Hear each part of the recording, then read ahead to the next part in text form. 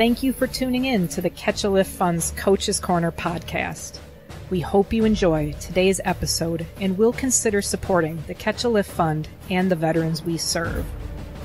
Visit our website for more information about our programs at catchaliftfund.org.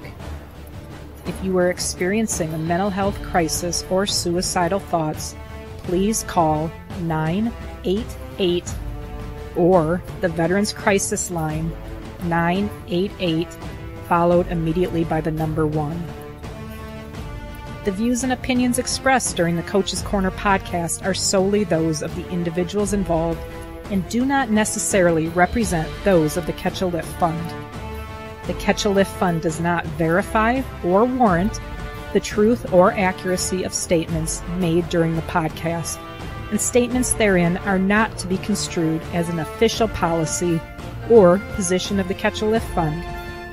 This podcast is provided for informational purposes only, and nothing herein should be construed as health, medical, or other professional advice. The Coach's Corner is a place for veterans to connect, heal, and share their stories. I'm Melissa Luke, the host of the Coach's Corner podcast. I am a U.S. Army Iraq War veteran, coach, and program director for the Catch a Lift Fund. The Coach's Corner is sponsored by ID Technologies. Welcome to this week's episode of the Coach's Corner.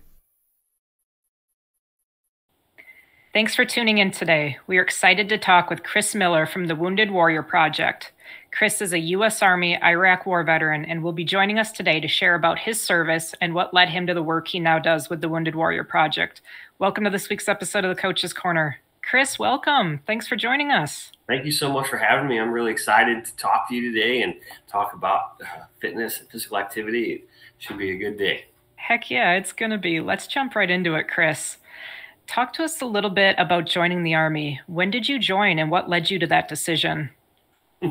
I was one of the older people, I would say. I joined before 9/11. Okay. I graduated high school in 2000, and a few months after high school, I went and talked to a recruiter and got signed up for the Army. So I went to basic training in January 2001. So kind of was not nearly as patriotic as the people who joined after the war, after 9/11, who wanted to go and defend and fight. Before 9/11, it was really just college money, or my sister was in the Army before me, and it was much more intrinsic, I guess, than there was no thought of war, war anytime soon, anything like that. So that was kind of my journey, and obviously 9/11 changed everybody's lives. That was a big pivot point once we got in there, but I was really kind of standoff. I joined the reserves. I had a girlfriend at the time who has been my wife for the last 21 years now. But I was like, I don't want to leave. So I ended up joining the reserves and trying to stay close to her and family and whatnot. But the war kind of threw a hitch in everything after that started. Yeah, it certainly did for a lot of folks. What MOS did you join with, Chris? I started as a bridge engineer. Okay. 12 Charlie was the word for it. But I only did that for a very short amount of time. I have a very non-illustrious military progression. Ended up having a buddy that was in a training unit in St. Louis, and ended up switching over and become, some type of an instructor doing what they were doing, and spent the next 4 years in that training unit. Doing things like I was on an OPFOR team for a couple of years, and live fire ranges and cadre type stuff. And it ended up evolving into units that were deploying to Iraq and Afghanistan. We were like the trainers for them, and we would essentially give them a pass, go or no go if they were ready to go overseas or not. And just spent 4 years, and they wanted us to do that from Fort Riley, Kansas. So I spent almost 3 years in Fort Riley, Kansas, being an instructor. It really was weird because I joined in the reserves, but I was there for so long. They eventually said, "Hey, you need to come and fill out your active duty paperwork and the active duty GI Bill and all." I was just there in Fort Riley for like 3 years. So that was an interesting change from what I thought it was going to be. And I didn't do any engineering stuff. It was very focused on just whatever the training was there in Fort Riley. But we also got to travel around the country and train other troops. So it was definitely an interesting time in the military experience for sure. It certainly was. And so, like you said, you joined pre 9/11, much different mentality joining, college money, little life experience, whatever it may be, kind of like that. And war wasn't really a thought. But it wouldn't be that many months and all this would change, and really your whole kind of career progression, I would suppose, with the Army. How did you kind of mentally shift gears there into we became a country of war, right? If you were in the military, like, that's what you were doing. You were training troops. What was that transition kind of mentally like for you? I still remember it very clearly. I got into this training unit like August, September of 2002. And they said, hey, since we're training, we don't deploy. We're just train people. And so it's really cool. My wife and I had just gotten married in June of 2002. And then like literally the next month, they're like, hey, we're getting mobilized to Fort Riley, Kansas. And we're going and we're going to be there for a while. Yeah. And it was like 6 months into my new marriage, I was in a different state. And our focus was just on like, hey, everything is shifting to training for war. Right. And we were in it's in the Chow Hall at Fort Riley, and they had TVs up on the wall, and it was like, President Bush gives the orders to invade Iraq, and it was like, oh, well, here we go. This is real right now, and it was kind of surreal. Didn't think that had no idea that that's where I'd be, but it definitely changed everyone because it went from like, hey, our focus is training to, hey, our focus is getting ready for war, and not just us, but the whole military. Like, right. Definitely took on a level of seriousness at that point. So it definitely made everyone different. I think everyone's mind had to shift to this is real stuff, real serious. So it was an interesting time. I think I was a specialist at the time. I had no clue what was going on. Like I never been lived with. Right. Yeah. It was an interesting time. 2003, there wasn't a lot of cell phones weren't really, so I didn't get to talk to my wife a whole lot, and that it was an interesting time. But I think it started forging a whole new type of military. Like that was the time when stuff started changing real fast. Yeah, it definitely did. And so, talk to us a little bit, Chris. Okay, so you're a training cadre for 4 years. You're training men and women to go to war. Did you see a difference, kind of, or like, in the first, year, couple years, or even the first months, like how did that training progress, like as we got into these wars and kind of learn more? Like, how did you see it change what you were doing? I saw the actual progression, and we were in a training unit that was fell under First Army. So there was the entire training division, the training TRADOC, the training command was the one who was sending this stuff, and it went from like the 2003 or January 2003, we were doing in the woods training units on like building a bivouac and protecting their base and this and that, and very quickly in 6 months or so that shifted to, hey, this is a lot more desert fighting. There's not a lot of hills and trees and woods, and we need to focus on urban operations. So we pivoted to doing urban operations training and dealing with civilians on the battlefield. So a lot of I got thrown on the ground and handcuffed a lot for like a year. I bet. Yeah. We're training how to deal with civilians if they come into the battlefield. And then at 2004, they had us that there was a lot of convoy operations. So they had us create a live fire convoy range is what it was called. It was like the first one, I think.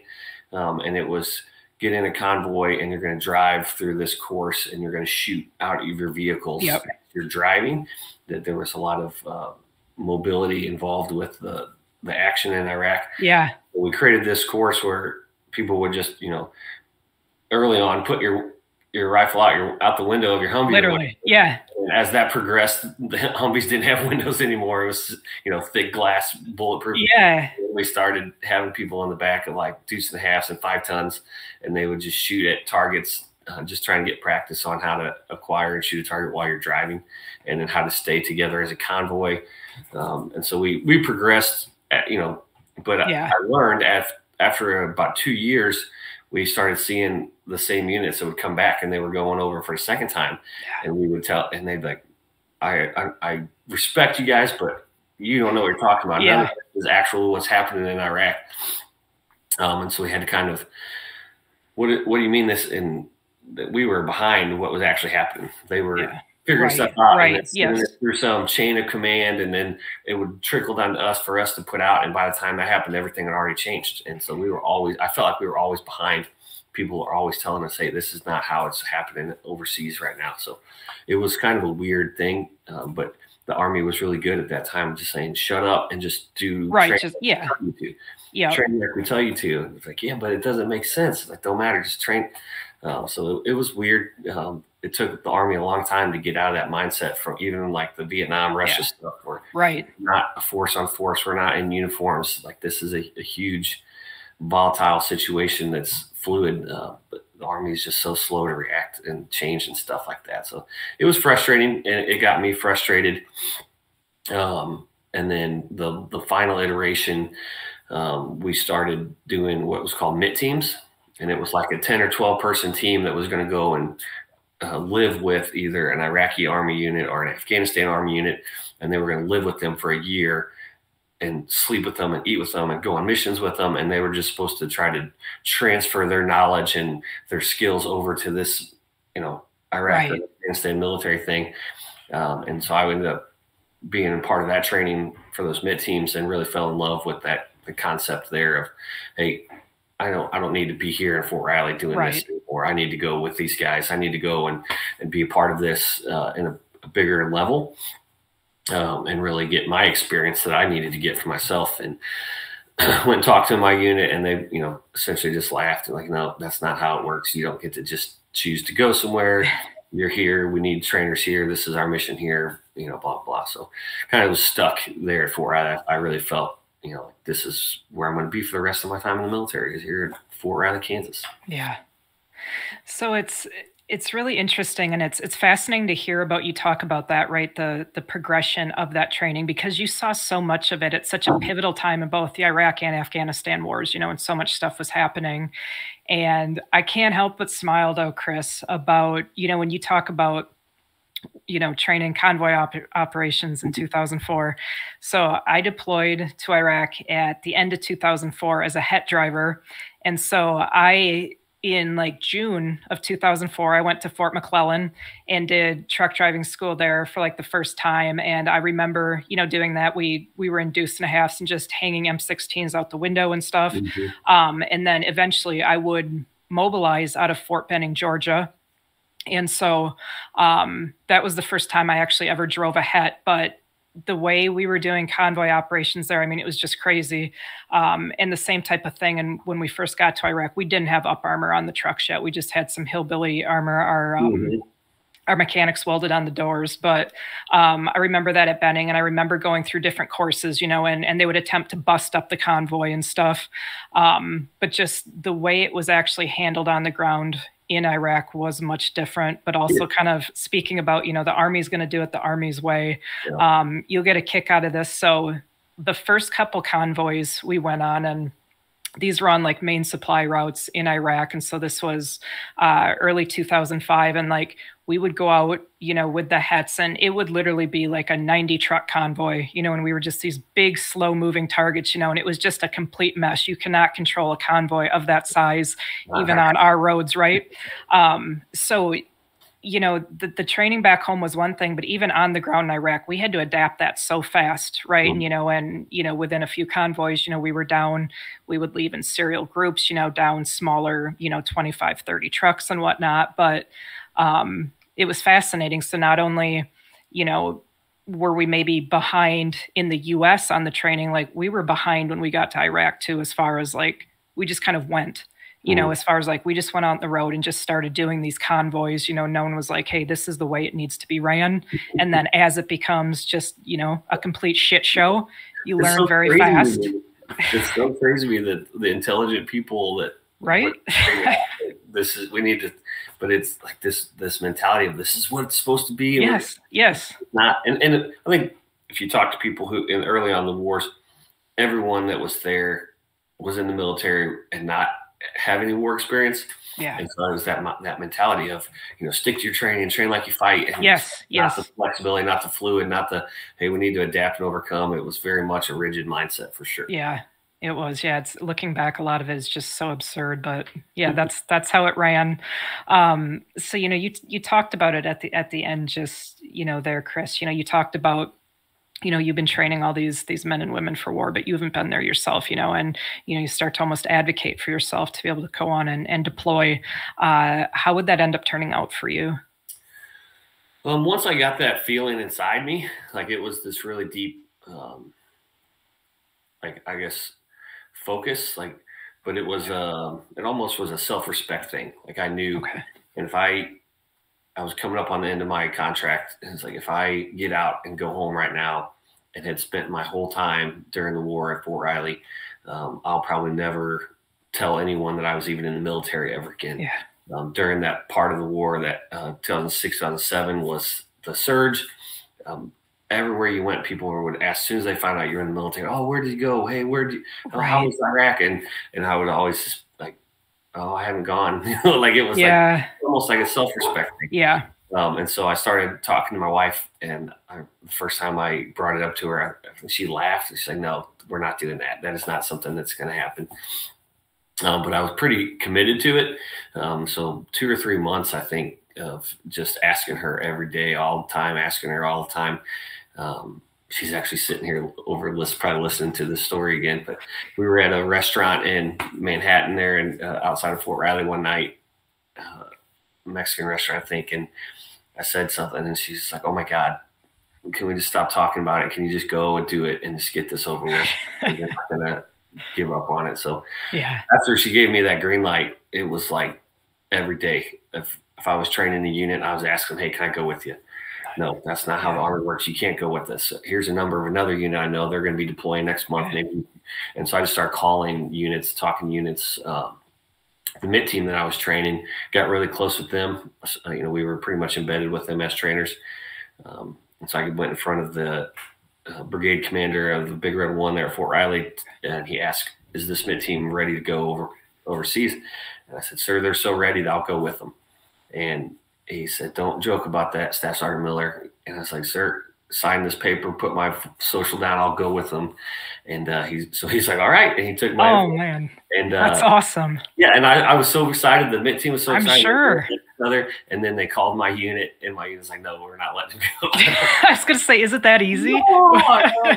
And so one of the people there, I think it was one of those people on the MIT team, they'd gone to War College or to West Point or something with some officer who they were friends with that worked at the Pentagon.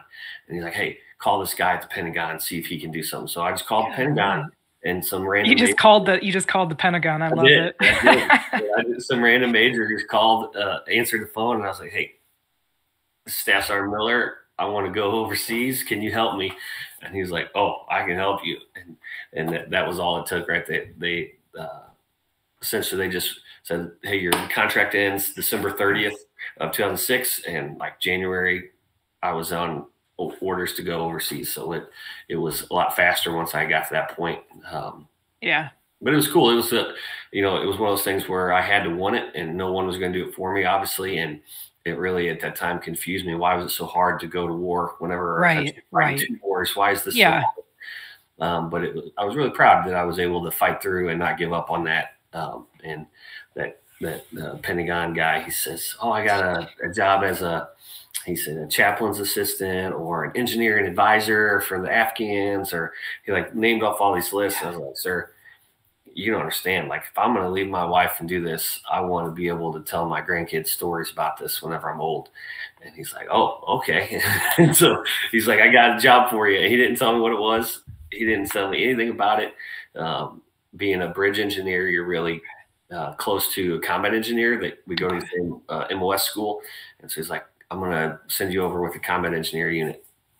And like a month later, I was flying into Iraq and landed in Ramadi in January of 2007-ish. Took me a while to get there, but landed, I think, February of 2007 in Ramadi, and discovered that the unit he attached me to was a route clearance unit.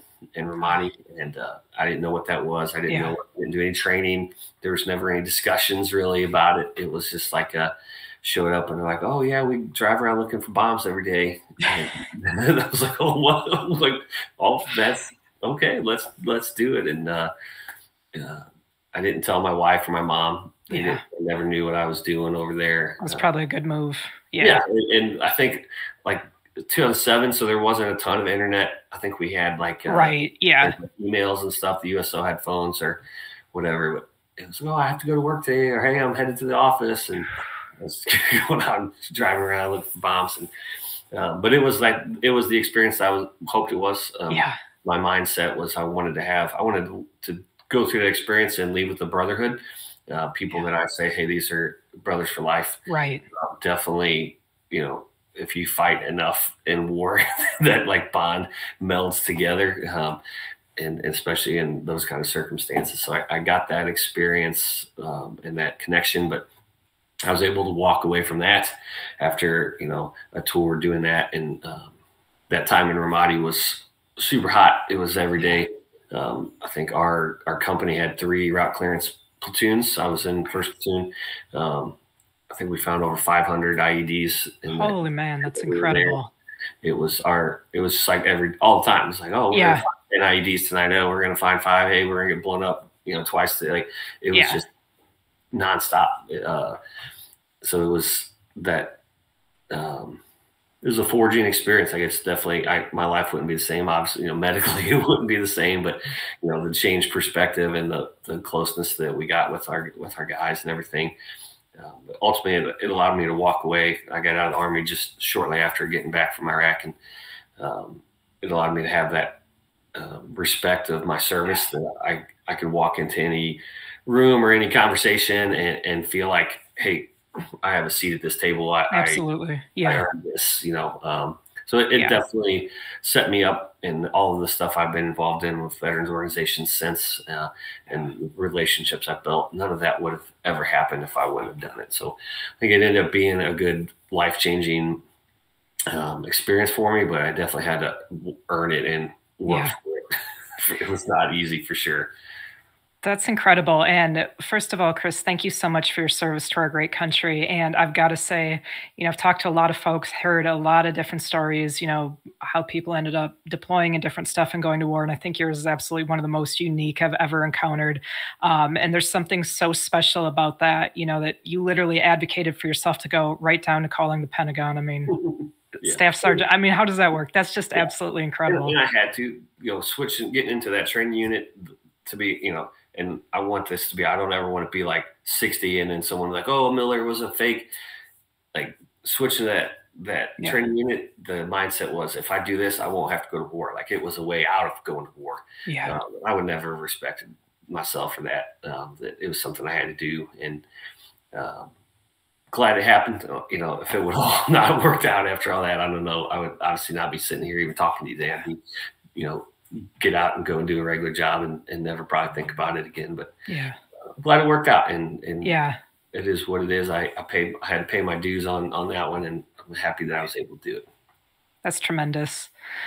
So Chris, I do want to ask you though, because while, again, I was a het driver, I was not route clearance or anything, but I am very familiar with the concept of waking up every day, going out at night, whatever it is. And, stuff's going to blow up today, like every day. And when I've talked about it to people, I've often likened it just to Russian roulette. Like every day, at least, one truck was going to get hit on our convoy, if not multiple trucks. Yeah. And so it felt like Russian roulette. Whose day is it today to get hit?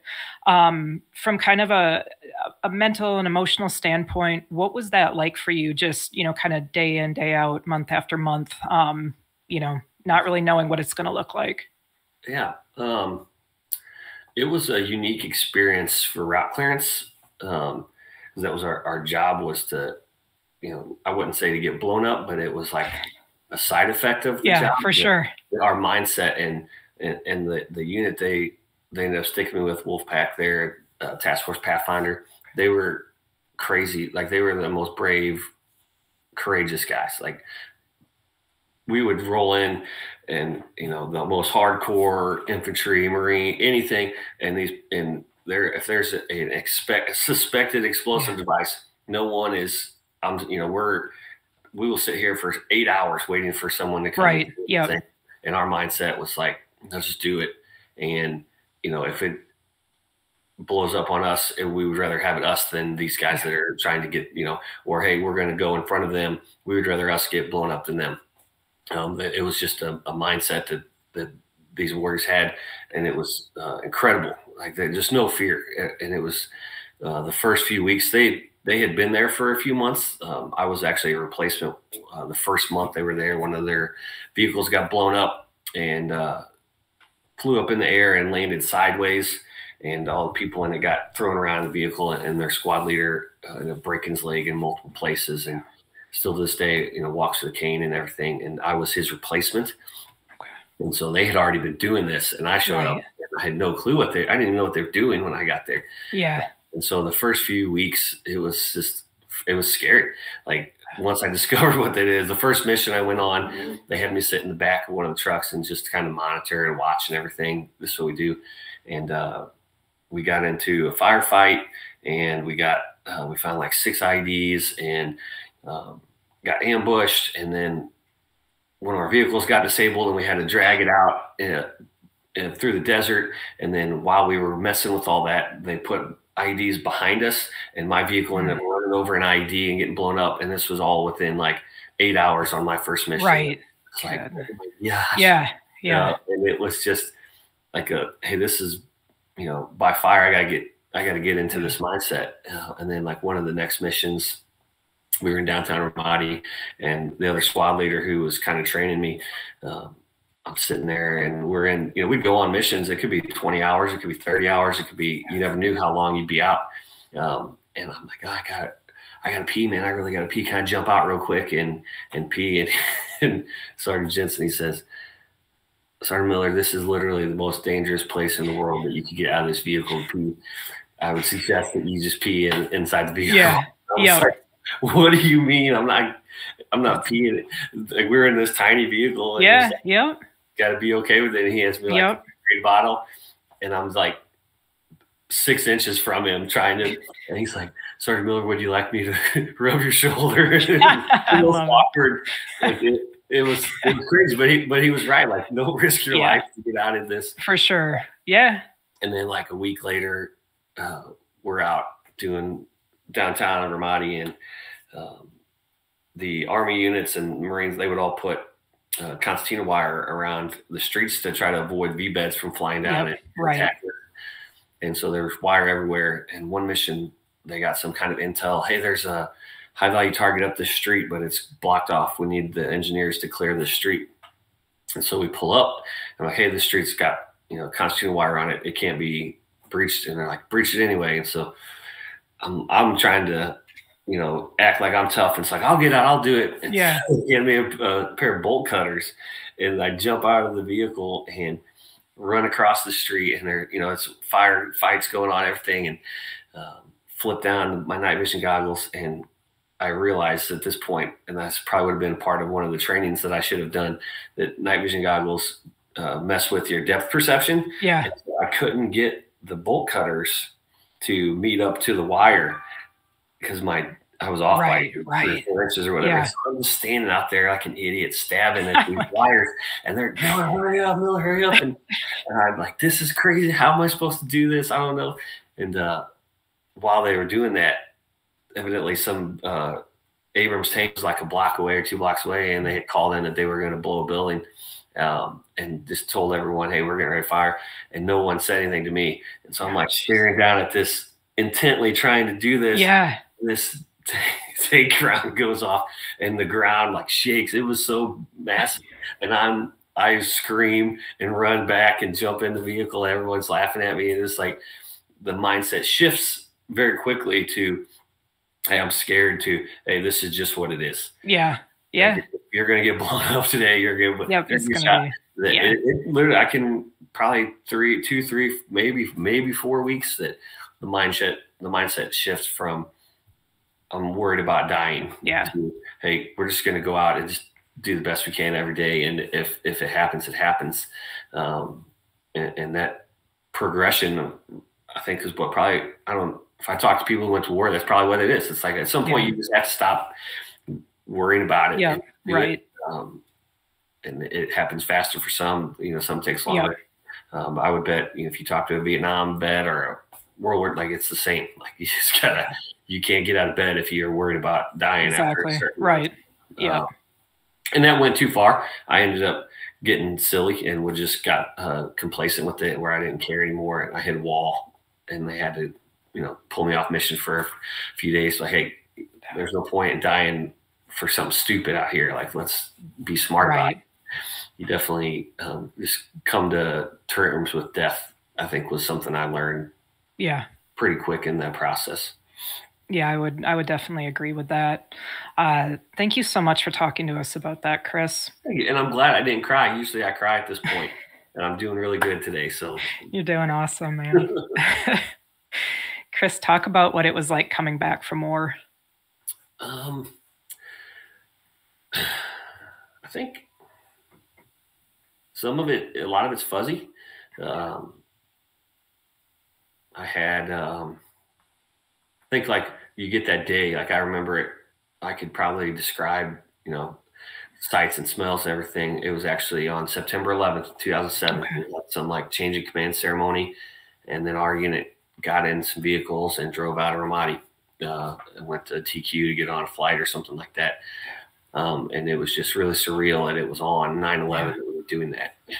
So for me, that was like a little present wrapped, like, hey, 9/11 was very important to your life, and it changed the trajectory of life. And now you've been here and you're driving out. Yeah, that's interesting. Yeah. I think the normal, I think everyone I've ever talked to is like, you're excited. Like, I'm getting out of this hellhole. Yeah. I'm getting out of this crappy place. I'm going to go back home and see my family and see my wife and everything. So I think it's that excitement. And then you get back to the States and there's this welcome home and everybody's cheering. Yeah, and right. And it's just awesome. And during those times of the war, like the flight, even flying from like Fort Lewis, Washington, back to Missouri, like everybody was like, "Oh, let me buy you a drink." "Oh man, thank you." Yes, yeah. First class thing. I got off the plane in St. Louis, and I bet like 10 people had bought me a drink, and I just felt horrible. I'm like, I'm not going to tell them no. Like, they're really right, like helping this war veteran out, and so like people just kept buying it. And the flight attendant was like, "Oh, I made this one extra strong. Thank you for your," and I'm like, I got off the plane. My family has got like this song, "Welcome home, Chris," and I could barely walk. I was like, oh, gosh. It was so surreal. And it was like, I think we stopped like at Applebee's, like stopped at some restaurant, like, hey, oh my God, it's just so nice to get a meal. I have like a burger and fries. Yeah. So the excitement is there, and seeing the family and all the parties and everything. And just a few months into it, I think my wife was the first one who noticed it. She's like, "Man, something's not right. I think you got something wrong." And I was like, "No, I'm fine. I'm just happy to be home. And she's, and, hey, this is, something's wrong. Like you're forgetting stuff, or, you feel like you're really angry or whatever." Like she just would point it out, and I kind of dismiss it. And then finally, one day she's like, "You know what? You really need to go to the VA and get checked out. I don't think I'm going to be able to put up with this. Let's you need to go or whatever." So went to the VA and obviously I was in a lot of explosions. Right. Yes. And surprise, surprise, I have a brain injury and all this. And so we went through this whole VA process, and then that's when it starts getting real. It's like, oh man, like I didn't come home the same way I left. Yeah. Right. And had to learn what things were wrong and what was going to need to happen to work on those things and try to compensate. Like there's nothing that I think that I came home with that is necessarily fixable. Like, hey, let's take this medicine and you'll be better. Yeah, right. Like, you're going to struggle with memory loss. You're going to have problems with this, and that affected that changed my life. Probably as much as going to the war did. Like everything I thought I was going to do when I came home, everything I thought I was going to be for the rest of my life. I was going to school to be a high school English teacher. That was no longer possible.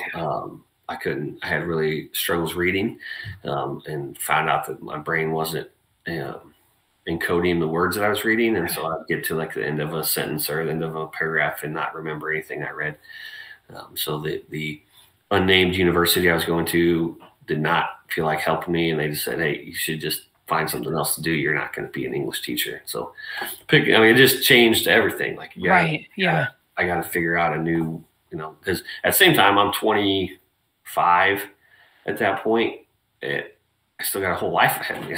Sure. Yeah. We were going to start having kids. We didn't have any kids yet. Like, I got to figure out something. I can't do nothing. So, it was like, it went from like being excited to be home to, and we're going to figure out how to deal with things and figure out what's changed and how to move forward with that. I think that transition and, now working in the veteran community for so long, it's a tough transition.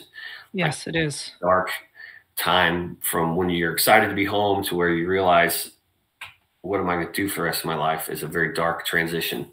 And it's a hard thing to navigate. And I think that was one of the things that replaced my purpose in life was, man, if I can, once I got there on my own and went through my dark time and struggled with my stuff, and if I could help other vets navigate that transition so that it's not so traumatic, like that was every bit as traumatic as the war. Like just a lot of doubt and unsurety. And is this something I can do? Is this, how am I going to live with this the rest of my life? How's this going to, so many questions and so many things, that transition. I think for us, I mean, my story is not unique at all. I came home from Iraq, and once I got out of, started processing out of the military, within a few weeks, we're loading our stuff in U-Haul and driving from Fort Riley back to St. Louis. And neither of us had a job. There was no way for us to find a place to live because neither of us had employment. Right. And so within just a few weeks of being out of the Army, we were living in my mom's basement. It took me a month or so. I ended up getting like a part-time job at Home Depot. And you're talking from a month from being in the military to out. Right. Staff sergeant in the military that just went to war to part-time Home Depot, and some 21-year-old assistant manager yelling at me, telling me to work faster or do this or whatever. And I was like, what is going on? You just think you get out of the military, oh man, I just served. People are going to hire me. Yeah. Right. No one would hire. I couldn't get a job. It was crazy. And it's just such and the military, as we've talked about, their inability to adapt into war. They have I don't believe they care. I think that'd be the biggest thing. I don't think they care. Once you sign up, I'm out. I'm off this base, they could give a crap less about you as a human being. To put people through that experience of not even having a place to live, not even having, a setup to get employed or we're going to pay you until like just nothing. Like you're homeless the day after you leave that base, and you're essentially changing from a different part of the country. You're like, it's just, it was so traumatic, so traumatic. That was one of the hardest things. And then figuring out, all right, now I got to decide what I'm going to do. Where am I going to work? What's my life going to look like moving forward? How am I going to take care of my family? All this stuff. So that transition is, I would say, was harder than in the military time, harder than anything I went through in the military. Is figuring out what is my life going to be like after the military. And you don't think about it ever. I didn't think about it a single No, of course not. I never did either. Day that I was out, it was like, oh, I got to start thinking about this. It's not something that anybody's talking to you about. It's not like a class you take. We're like, hey, let's get a plan. What's your plan for, 6 months from now, you're getting out of the military. Let's start a plan. Like that would be a 2-hour class that I could teach tomorrow. Let's start making a plan for what's going to happen once you get out of the military.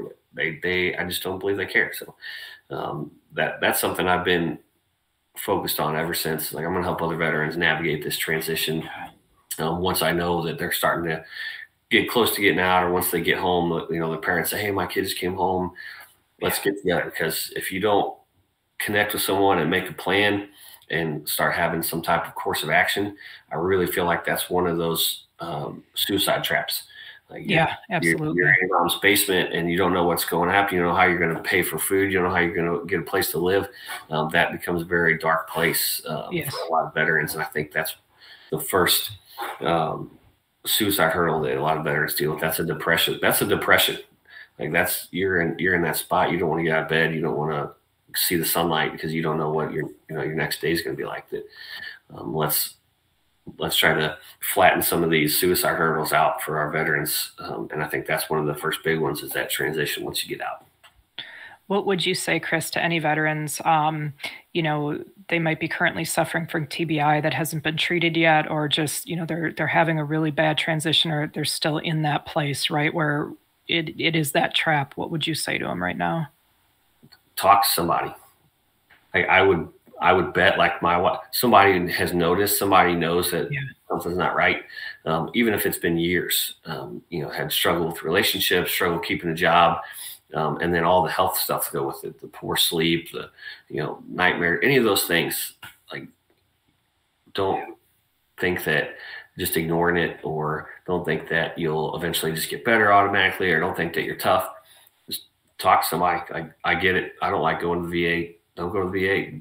Yeah, right. There's 8 million veterans organizations that is full of not professional medical people, just other veterans who are. Sure. And that's what I've learned. Like the times that I can just talk one-on-one or in a group with the vet is way more therapeutic than any class or doctor that I've seen.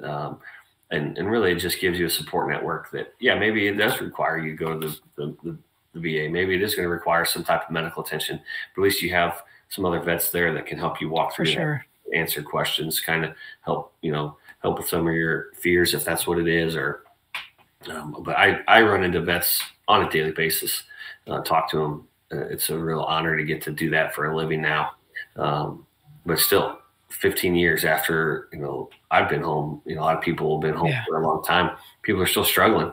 And absolutely, it's not like it's, hey, there's a deadline where this is going to stop being a struggle. Yeah. You have to decide, I want to do better. I want to beat this thing. I don't want to live, less than what my best can be. And that's a mindset I picked up. I don't remember where it was at or who it was like, man, whether you knew or not, all of us put the uniform on and went and served and went to war. Like, we should live our best lives. Like that's different for me than it is for you. For it, like there's no like definition. Doesn't mean you get that someone's going to buy your house. None of that. Whatever you think your best life is, I think you deserve that more than the average American citizen. You sacrificed for the opportunity to live your best life. And I feel like a lot of veterans are not reaching for that they're either stuck or they're okay being in like a less than best. Like this is a struggle, or, hey, this is, I'm having to piece things together, or I'm having to live, in poverty, or like find what it is. What's my best life? Write it down, and what steps I need to take. And there's organizations out there that can help you. There's other veterans that are going to help you. There's steps you can take, whether that's a fitness goal, like catch a lift, whether that's a financial goal, an educational goal. There's literally thousands of veteran nonprofits that will, any aspect of your life, they're willing to give you some assistance. That the regular American population, there's no one that's paying for a house for just a regular American citizen. There's tons of them that do it for veterans. Right. There's so much available, and I see veterans struggle, and they're just not accessing those. So my thing is just find some other vets that can help you walk through that. That can hold you accountable whenever you're, not treating your family right because you're having some anger problems, or, that can slap you around if you're drinking too much. Like, you got to have people in your life that are kind of help you focus on what am I doing to live my best life. Absolutely. I absolutely love that. I love that advice. And I think that's something for all of us to reflect back on, right? Like, are we living our best life now post-war? Like, whatever that, and like you said, that looks different for every one of us, but are we? And that's something each one of us definitely kind of has to take an inventory for. And like you said, if we're not, okay, there are so many incredible groups out there that can help you and can help you get to that place and enable that. Thank you for speaking on that. I'd love it, Chris, if you talk to us a little bit about the work that you do now with WWP and, the services that are available for veterans. More than happy to do that. I'll do a backstory on that first. Yes, absolutely. So I got dodged a bunch of injuries in Iraq, even though what we were doing was, obviously incredibly dangerous. But I ended up, I'm not going to use the word correctly, but catching a kidney stone in Iraq, like a massive kidney stone. My body shut down. I ended up having to get medevaced and went to Balad to have like some kind of emergency surgery to remove this kidney stone, and woke up in hospital in Balad with a backpack on my bed from Wounded Warrior Project. And the organization started, that was their origins, was the founders just made backpacks. And if you ended up in a military hospital, you had a backpack with a pair of flip-flops, a pair of shorts, t-shirt, toothbrush, like all your hygiene items. It was designed to just say, hey, here's what you would need while you're here in this hospital. America is thinking about you type thing. Yeah. So that was my origin story, if we will, for Wounded Warrior Project. I actually still have that stuff. I was in our headquarters just last week and got to meet with some of our executives, and I showed them those items. Like, this is where that's incredible. Yeah. 7. They mean a lot to me. Yeah. Right. I'm sure. So I came home. We had, I'm going to try to breeze past this part so I don't get emotional. That squad leader that I referenced earlier, who talked to me about not peeing outside, he ended up committing suicide in 2010. And that was kind of like an eye-opening experience. Like, that was very traumatic for all of the guys in the unit. And I was like, I got to get connected to some organization. I got to do something. I had not been really involved in the veterans world or anything from those couple of years. And so I jumped online and signed up for Wounded Warrior Project and started. The first thing I did was just they do a lot of fun events. We do a lot of fun events. That's what my job is. I just plan fun events. And it sounds silly, and I talk to people around the country and they think it's silly, but my story here will wrap it in. Yeah. And the fun event I did was a fitness challenge, and they had us track like how many minutes a day are you working out. And it ended up those minutes would equal points, and you got ranked by how many points you got. Yeah. So it was like a 6-week challenge to see how much you could work out and compete against other veterans around the country with their workout schedules. And so I ended up finishing in like the top 10. I couldn't even tell you how many people were in it. It probably wasn't, 20, 30, 40. I don't know how many were in it, but ended up finishing the top 10 and thought, this is really cool. Like they got me just by throwing out this challenge to get out and active for 6 weeks and to push myself, not to be just, lazy about it. But it was a cool experience, and I felt like I was part of something like in that. And then I got a call a few weeks later, and they said, hey, surprise, the people in the top 10, we're going to offer you a trip to Los Angeles. There's a UFC world champion that has a gym in Los Angeles, and he wants to bring out the top 10 and spend a week out there and work out in his gym, and his coaches are going to all this stuff. And I was like, what are you talking about? This doesn't sound real. Yeah. What this you're talking about? And they're like, no, this is how we, 100 free, all expenses paid. You just show up and everything's provided. And so I go to Los Angeles and I meet the other group of guys, a handful of guys, and none of us knew each other. We never met before, from all over the country. And, outside of the 2-a-day workouts where they just murdered, I mean, it was brutal. I bet. Yeah. Brutal. And Tito Ortiz put me in chokeholds and his body slamming me, and they're like all of his coaches. It was a ridiculous experience. And we would just sit around at a campfire, exhausted and sore and hurting, and just talk. And by the end of the week, and we were like talking about really serious stuff, and went from just like getting to know each other to like, man, we're sitting there crying around this campfire, talking about things that we had seen, done, and experienced. And we all walked away from that. I felt very empowered. I felt like I wasn't fighting alone. I felt like there's a new brotherhood, like the thing that I was looking for in Iraq is that family that exists, and it exists with other veterans who are going through the exact same thing. And that was one of the turning points, pivot points in my life. Just that free event that Wounded Warrior Project sent me to. Yeah. From there, I've just been involved ever since. Became a volunteer with them in 2013.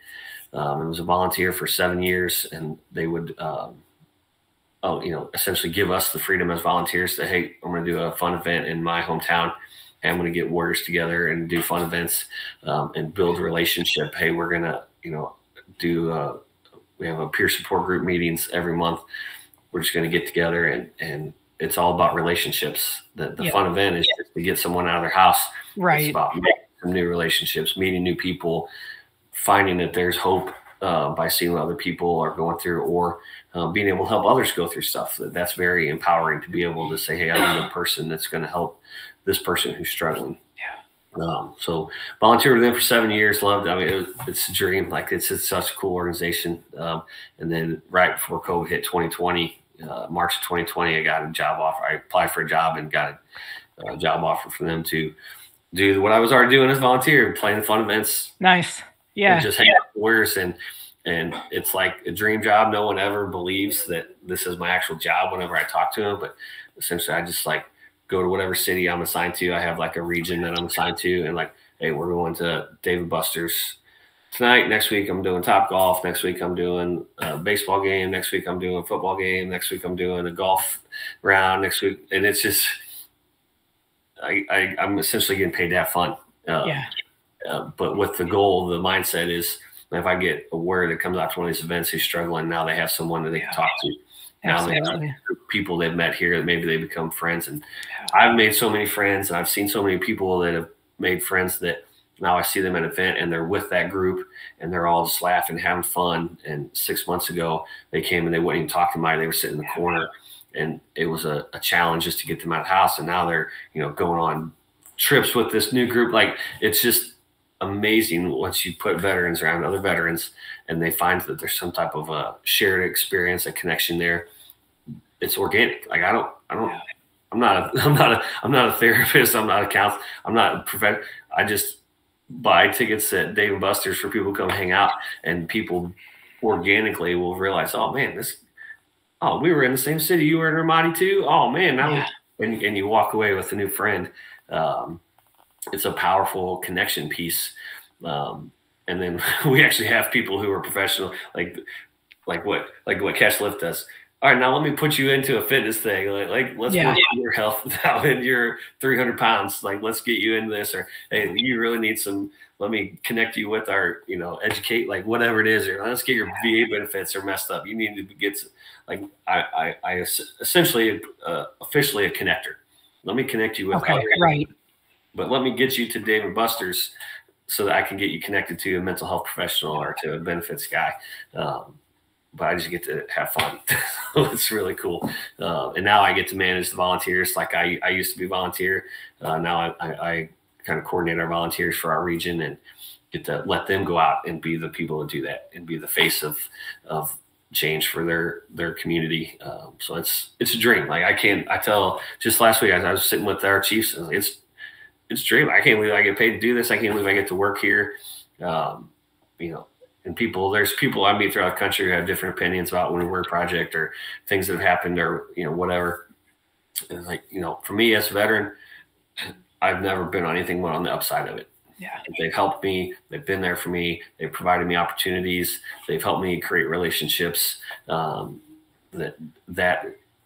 things that I've done and gotten to do has just been, invaluable for me and all of the veterans I met and got to hang out with and build relationships with. It's just a cool organization.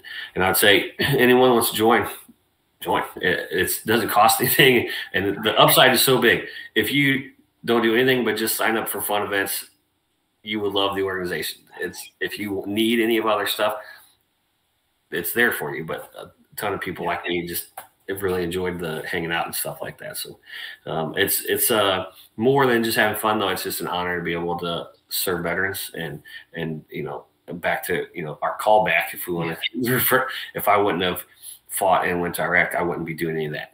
I would have been even a part of Wounded Warrior Project. I wouldn't be in the veteran space at all. That those decisions led me to where I'm at now, and being able to serve other veterans who are struggling or who need a hand to get through whatever they're going through. Like, I'll take that every day of the week.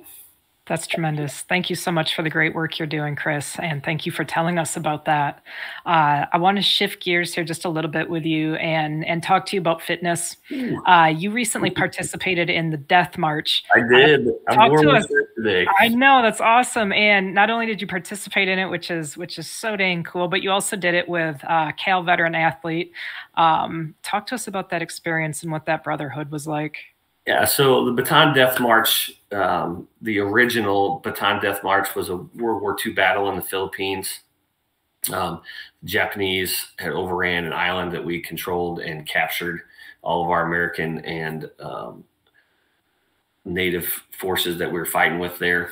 And they essentially led them on what was a death march from where they captured them to their prisoner of war camp that they would be at for the next 3 years, I think is how long the prisoner of war camp was there.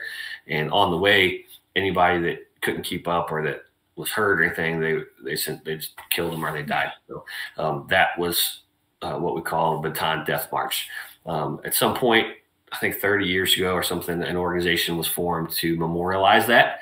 And so every year they get together and have the Bataan Memorial Death March and try to just do it in memory of all the people who died in that original one and the survivors of that prisoner of war camp. But it is a 26.2 miles, so a full marathon hike through the mountains in New Mexico and the White Sands Missile Range. And it is an honor to participate in it. Like you felt like that, the weight of the thing, it was very much an honorable thing. And any survivors that are still alive, I think this year there was only one survivor that was able to make it, get to talk to that person, see them, and all of the families of the survivors are there. And so it's a really cool military experience. That has to just be incredible. It is. And I think me as a war veteran, I want to feel like I'm honoring up the veterans from before me, Vietnam, Korea, World War II, everything that they went through was, I couldn't imagine. Like I definitely could not have imagined being in their situations and the stuff they went through. And so I want to honor them every chance I can as a way to connect to that, greater warrior family, that warrior spirit that we have in our country. So I'm a big history buff, and I've been to Pearl Harbor and I've been to Normandy, France. And I just want to make sure that I feel like I'm honoring those people who went before us. So that part by itself is cool. And then the physical challenge is just like, hey, we're going to push ourselves as a way to pay, respect to those people. So it's a pretty intense course. It's up in the mountains. I think we started at 4,000 feet elevation, and it had like 2,000 feet of elevation gain to the peak of where the course went, and then you kind of turned and went back. But a lot of people do it with rucksacks. That sounds awful. I'm definitely not in the shape at my age. I did it with just like 10 pounds, like a water pack, like a Camelback or whatever. And my medical, I had like 8 pounds of Band-Aids and painkillers and stuff. But pushed ourselves to get through it as a way to pay respect. But I really had to train. I've wanted to do it for years and years and never got invited. And then finally this year they invited me through my work, and I'm in the worst shape of my life, 100% heavier than I've ever been, least physical activity I've ever been. I've always been like, I've done half marathons and I've done Tough Mudders and, long distance bicycle trips. I've been very active, but since COVID, I just had gotten out of it. I haven't done anything. I put on like 30 pounds and I'm sure my body was not ready. So they, in January, say, hey, you want to do this Bataan in March? I was like, that's not enough time. That's a quick turnaround. But I said, you know what? If I don't do it, I'm not going to get motivated to get up and start working out. So I said yes and just hit the ground and started hiking every day, doing 2 miles and 4 miles and 6 miles, and got up to 15 miles and 17 miles and just pushed myself. And then also started going into the gym. I was doing essentially 2 a days for that 2 months of getting ready. I needed to build some muscular strength and endurance, not just go out walking. And definitely saw some progression there. I think I lost like 12 pounds which I think was huge for me. That's awesome. Through yeah. that. But really the impetus, I just needed to get started. I need to get back into the routine of it and focus on my health and my fitness. So it was good. Me and Aaron Bean, he's like an Ironman athlete, so he did not need to be doing the with me. He would have ran it probably in 4 or 5 hours, I'm guessing, if he would have gone by himself. But we walked it. That was about the most I could do, and it was tough to finish. My knees are both bad from the Army, so I struggle with tendonitis and pain in my knees. So it was a struggle, and he walked it took us 9.5 hours, and he stayed with me the whole time. That's tremendous. And just talked and kept me from letting my knees get in my head and stop and get medical care when I needed. Got them taped and took some pills and stuff to get through it. But we made it, and it was one of those things. You get to the end of it, and I'm sure any marathon, but this one, like, you got to the end of it and you really felt like this was a cool experience. This was something I'm really proud of getting to do. And as you should be. Absolutely. Yeah. And if it was just a marathon, I probably wouldn't be interested in it. I've never been interested in a marathon before, but due the circumstances of this one and the history behind it, it was an honor to do it, and hoping to keep doing them. Now I've done one, hoping like me being there and keep asking me back. But the push, the motivation is what I needed to say, all right, I have to. If I showed up here and didn't train, I would not make it. They would be carrying me off that course. My knees would have given out. So I think, guys, I turned 41 tomorrow. Tomorrow's my birthday. You get to that age where your mind thinks, I could go and walk 9.5 hours.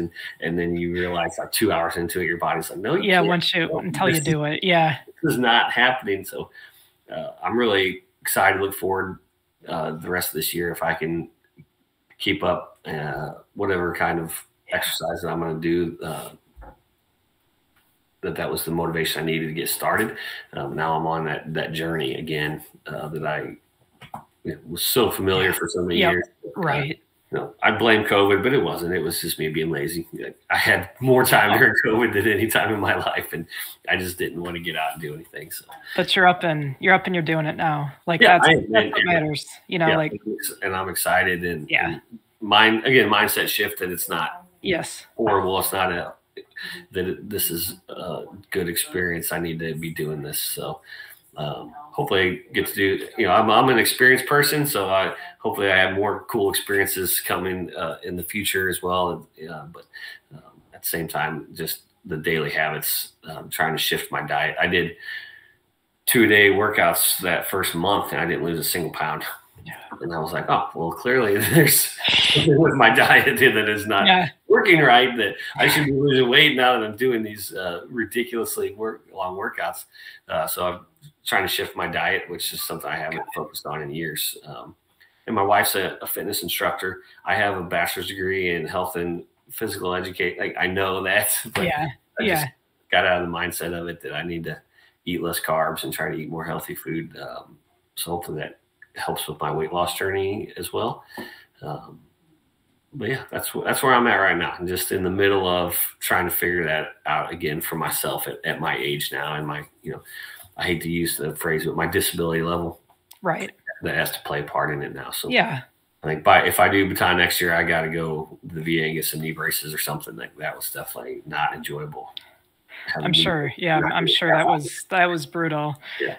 But no, that's I think that's a really good spot where you are sitting with it. And like I said, I mean, it ebbs and flows in some ways for all of us, but getting back up, right, and like training like that, and you had that motivation from the Death March to really get you up and get you moving and making these changes. So from here, it's just forward momentum, and we're so very excited to continue to watch your fitness journey and everything. And so we're rooting hard for you, Chris. Thank you very much, and I'm looking forward to this new relationship with Catch the Lift. Yes, absolutely. Like, I've known about it. I just have never connected, and I'm really looking forward to getting another connection. Like, life is all about relationships, and absolutely, looking forward to building that relationship with Catch the Lift, and hoping that I can be involved whatever I can do with you guys as well, because it's all about having having fun and living life together and working, somehow making that a fitness involved in it. Like, yes. Oh, we've got your back on that. Don't worry, Chris. We've got your back on that, and we'll be hounding you hard. So don't worry. That's it for this week's episode of Coach's Corner. Thank you, everyone, for tuning in to this week's episode. We're so grateful to have the opportunity to connect with and heal through the stories of our veterans. Special thank you to our guest today, Chris, for sharing your story and your light with us all today. It was so much fun getting an opportunity to talk to you. Don't forget to join us every Wednesday live at 1 p.m. Eastern on YouTube for a chance to win Cal swag and to chat with your brothers and sisters. If you liked today's episode, please be sure to like and subscribe on YouTube and leave us a review on your favorite streaming service. Until next week, keep it real and stay Cal strong.